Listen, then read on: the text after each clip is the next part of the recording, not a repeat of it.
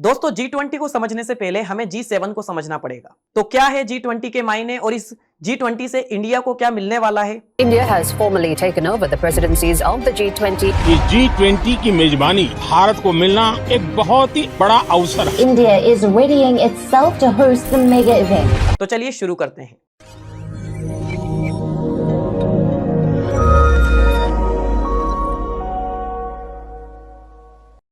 एक भारतीय के तौर पर हम कुछ चीजों के सपने देखा करते थे। हम सोचते थे कि क्या कभी भारत बड़े बड़े देशों की तरह चांद पर जा पाएगा, और हमने वो कर दिखाया। हम सोचते थे कि क्या इंडिया कभी वर्ल्ड लेवल चैंपियनशिप में गोल्ड मेडल हासिल करेगा, और नीरज चोपड़ा ने उसे हासिल कर दिखाया। जब भी न्यूयॉर्क में यूएन के काउंसिल की एनुअल मीट होती थी तो हम सोचते थे कि क्या कभी भारत ऐसे बड़ा कार्यक्रम होस्ट कर पाएगा। हम ये सोचते थे कि क्या कभी दुनिया के बड़े और हेड ऑफ स्टेट कभी भारत आएंगे। यह सोचते वक्त हम खुद से एक सवाल करते थे कि क्या हमारे पास इतनी फैसिलिटी है कि इस कार्यक्रम को आसानी से हम मैनेज कर पाए। और आजादी के 75 साल बाद G20 की समिट के रूप में हमारे पास ये मौका आया है कि हम खुद को इन सभी देशों के सामने रिप्रेजेंट कर पाए। हम अपनी खुशी को बयां भी नहीं कर सकते, और हमें खुद को ये यकीन दिलाना इतना मुश्किल हो रहा है कि एक ही समय में एक ही दिन पर भारत में अमेरिका से लेकर जापान तक, इंग्लैंड से लेकर जर्मनी तक, ऑस्ट्रेलिया से लेकर साउथ कोरिया और फ्रांस के राष्ट्रपति और प्राइम मिनिस्टर एक ही साथ एक ही टाइम पर एक ही जगह भारत में आए थे। कुछ लोग इस अचीवमेंट को यह बोलकर छोटा कर सकते हैं कि यह तो होना ही था। भारत G20 का मेंबर है और हर मेंबर इस इवेंट को बारी बारी होस्ट करता है, मगर इस खुशी को वही भारतीय समझ सकता है जिसने आज से 30 साल पहले भारत का मजाक उड़ते देखा है, जो 80 के दशक में पाकिस्तान की तरह दूसरे देशों से खैरात पर अपना गुजारा किया करता था। वही देश जब आज की दुनिया के सबसे बड़े इवेंट को होस्ट करने जा रहा है तो यह अचीवमेंट इतना छोटा नहीं हो सकता।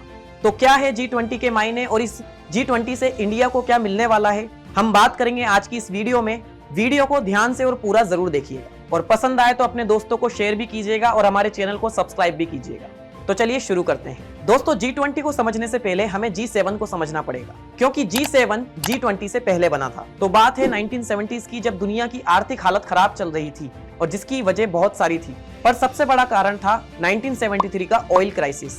यह क्राइसिस जब शुरू हुआ जब अरब के देशों ने ऑयल पर एम्बार्गो लगाना शुरू कर दिया। उन देशों को तेल बेचना बंद कर दिया जो इजराइल के सपोर्ट में थे।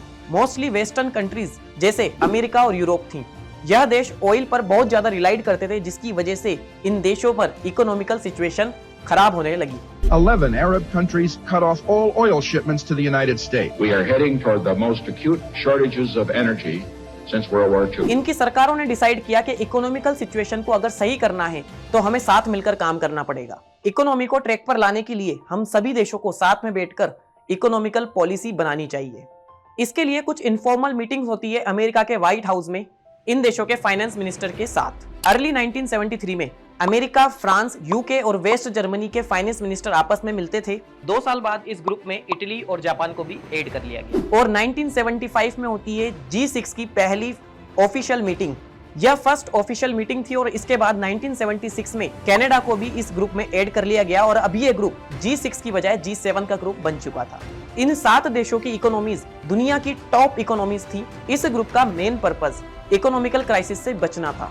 ईयर 1998 में रशिया को भी इस ग्रुप में शामिल कर लिया जाता है, और ये G7 का ग्रुप G8 के ग्रुप में कन्वर्ट हो जाता है। लेकिन 2014 में जब रशिया ने क्रीमिया के ऊपर इन्वेड किया, तब रशिया को इस ग्रुप से बाहर निकाल दिया जाता है, जिसकी वजह से आज भी ये ग्रुप G7 के नाम से जाना जाता है। अब बात करते हैं G20 की, that means group of 20 countries. यह ग्रुप भी इकोनॉमिकल क्राइसिस की वजह से ही फॉर्म हुआ था।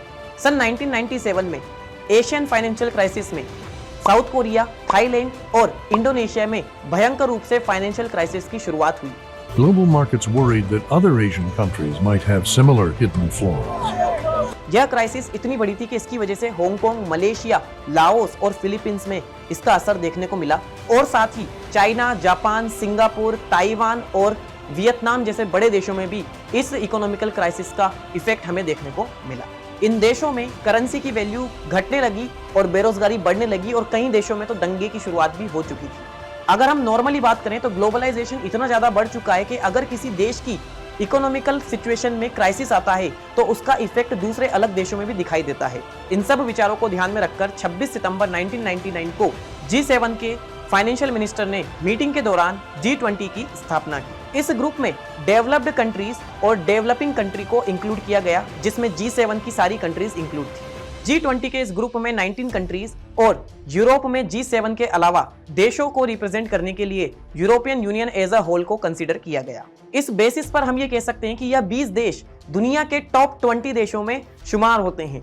2008 की ग्लोबल फाइनेंशियल क्राइसिस से पहले G20 की मीटिंग इन देशों के फाइनेंस मिनिस्टर ही किया करते थे, लेकिन 2008 के बाद ये रियलाइज किया गया कि इन मीटिंग में फाइनेंशियल मिनिस्टर के अलावा इन देशों के प्रेसिडेंट और प्राइम मिनिस्टर को भी इंक्लूड किया जाए। इसके बाद साल 2008 में G20 की पहली ऑफिशियल मीटिंग होती है अमेरिका में, और ये सारे देश मिलकर ये डिसाइड करते हैं कि ट्रेड बैरियर्स को कैसे कम किया जाए। यह कंट्रीज दुनिया का 75% फॉरेन ट्रेड, 60% पॉपुलेशन और 85% की जीडीपी को कंट्रोल करते हैं। यानी कि हम सोच सकते हैं कि ये G20 कितना बड़ा एक ग्रुप है देशों का, जिन देशों की इकोनॉमी इतनी पावरफुल है। साल 2008 के बाद हर साल G20 की मीटिंग हुई है और हर साल अलग अलग देशों में होती है। G20 को स्मूथ वे में रन कराने के लिए ट्रोइका सिस्टम का यूज किया जाता है। इस ट्रोइका सिस्टम में 3 देश मिलकर एक साथ काम करते हैं। करंट G20 प्रेसिडेंट, पिछले साल का G20 प्रेसिडेंट और अपकमिंग G20 प्रेसिडेंट। पिछले साल G20 की प्रेसिडेंसी इंडोनेशिया के पास थी, इस साल इंडिया के पास है और आने वाले साल में ब्राजील के पास होगी। तो यहाँ पर इंडोनेशिया, इंडिया और ब्राजील मिलकर ट्रोइका सिस्टम बनाते हैं। इंडिया की ग्रोथ के लिए G20 समिट एक बहुत बड़ी अपॉर्चुनिटी है, क्योंकि G20 समिट के चलते इंडिया में इंफ्रास्ट्रक्चर की रेट 10% तक बढ़ चुकी है, जिसकी वजह से हम कह सकते हैं कि इंडिया में अगर डर्टी पॉलिटिक्स हटा दी जाए तो इंडिया में डेवलपमेंट बहुत जल्दी हो सकता है।